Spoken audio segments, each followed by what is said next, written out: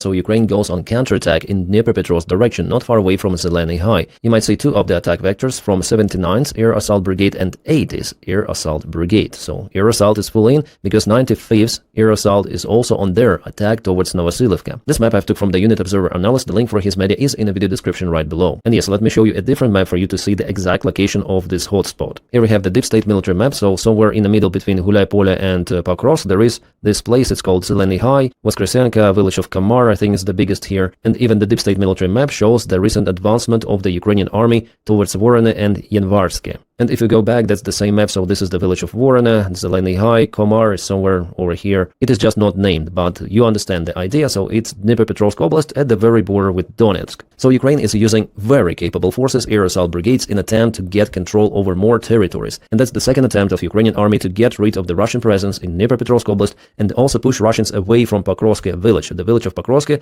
is over here, Pokrovsk, and to the south, that's the main defense line of the eastern part of the Zaporizhia region. And here Ukraine is using a very interesting tactics. Zeleny High direction is very important because it's the division of the areas of responsibility of two main Russian army groups, 90th Guard Tank Division and 29th Russian Army. And of course we know the communication level in the Russian army, so for them to coordinate the efforts at this very border, it's very difficult. So this area here is kind of weak. It's in addition to the kill zone, there is also a gray zone in communication between those Russian armies. Sorry, the army and the tank division, which is just occasionally using tanks. Tank is very rare to see on the front lines nowadays. So there is the problem in coordination of the Russian defense in the sector. Our guys have reported about it. Well, actually, there was an attempt of the Russian forces to regain some of the control near Zeleny High over some of the region's territories, but they failed with that, and Ukraine gained more ground, at least propelling in a gray zone. What is interesting that the last year everything was great for Russians in this place. They were gaining village after village, tree line after tree line, but they were blinded with their success. They didn't pay too much attention on defense. Yeah, they occupied some of the Ukrainian trenches, but those trenches